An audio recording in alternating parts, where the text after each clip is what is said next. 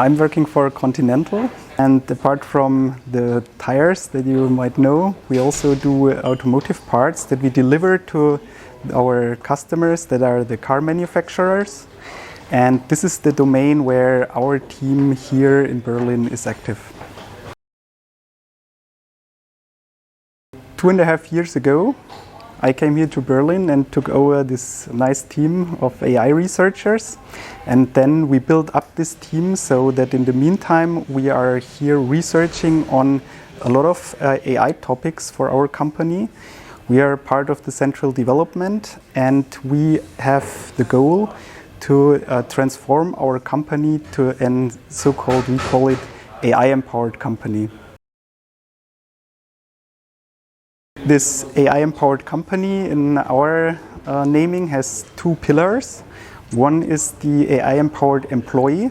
That means we want to make the employees able to use AI technologies for their development, for the development of products of Continental, and also to make our whole infrastructure capable of using AI. And the other pillar is the AI-empowered mobility, which means that we also want to get AI into our products. And that means, for example, in our case, what we are mostly focusing here in the AI lab in Berlin is the highly automated and autonomous driving part. So we are researching to bring the autonomous driving in a state where it can then be started to be implemented for the series production. So in our case, we are building usually prototypes that are then taken over from our business areas. They start with the product development in the end. And one example is that a few weeks ago, we made it to bring our autonomous mobile robot onto the streets of Berlin. So this is a test field where we can try out these technologies in the public traffic and on the public roads, so that afterwards we have gained experience and have gained training data for bringing that into the final series. So, it was very interesting to test it. We have now gained almost 100 kilometers of test drives, and this with a robot that can only drive 3 to 4 kilometers per hour.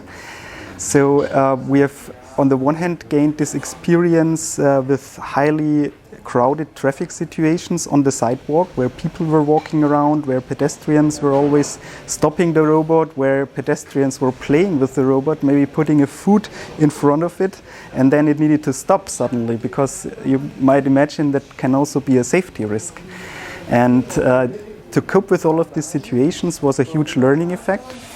But apart from all of this testing, it was also very interesting and surprising for us how much effort it is to, from the regularity point of view, regulation point of view, in governmental institutions, and also to getting all of the technology approved, was a big hurdle and required a lot of effort, both technologically wise and from a politics point of view, I would call it.